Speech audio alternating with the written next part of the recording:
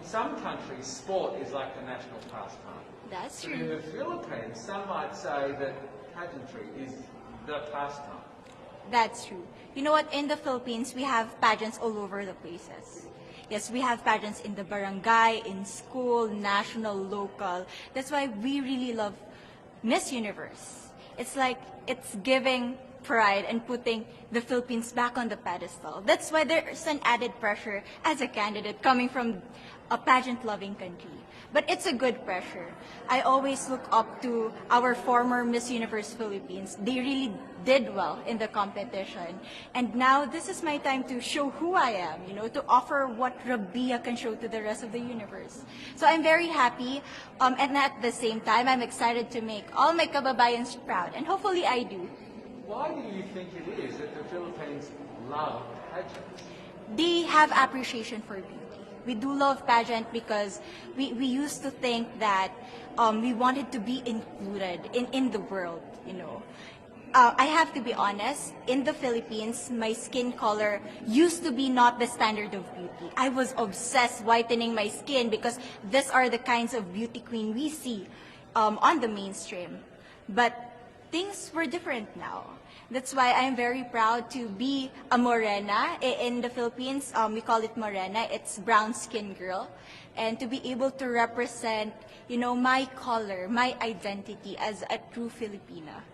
Tell me about your journey to being crowned Miss Philippines. That, in a world that, in a country, I should say, that loves pageants. That must have been a very intense process.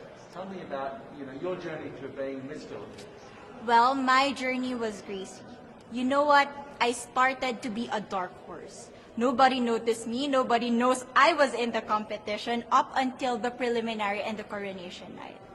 And when I won, I received different comments. Of course, there were people who didn't expect me to do well, who think that I cheated.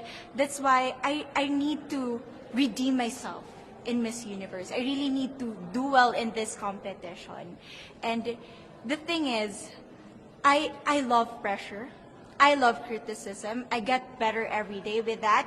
You tell me I cannot do that, I turn to you and I'm going to say that, no, I can do it for myself. Good for you. So how does it feel then to be on the global stage? How do you feel to be here in this moment, right now?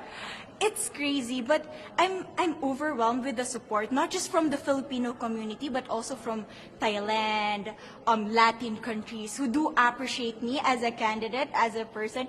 It motivates me that I am beautiful, I can offer so much in this world, and when somebody believes in you, it gives you that extra energy to really do well and perform well.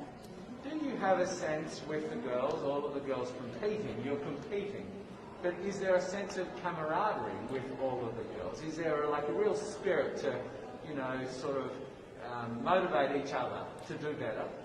You know what? I have a different idea about Miss Universe. I thought it's going to be very competitive, in a healthy way, well, of course. But now I can see every girl helping each other, from fixing those hairs, from trying to zip up those outfits. It speaks of the closeness and the kind of camaraderie that we want to have. The goal of Miss Universe is not just to crown one girl, but also to build a genuine and long-lasting friendships among us. Would you say within the Miss Universe world, the contestants, is there a sisterhood? Are you sisters?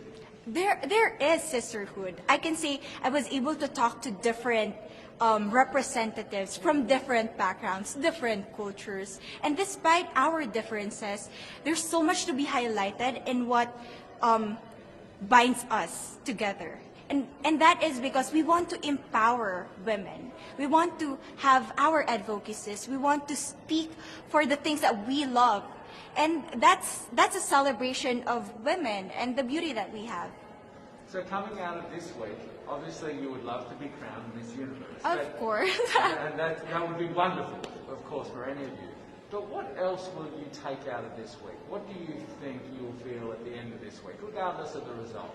How will you be a different person?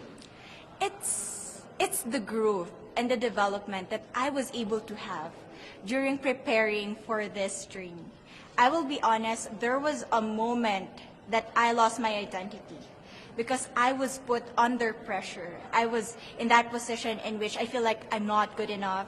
I'm not a good representative of my country, but I was able to bounce back stronger.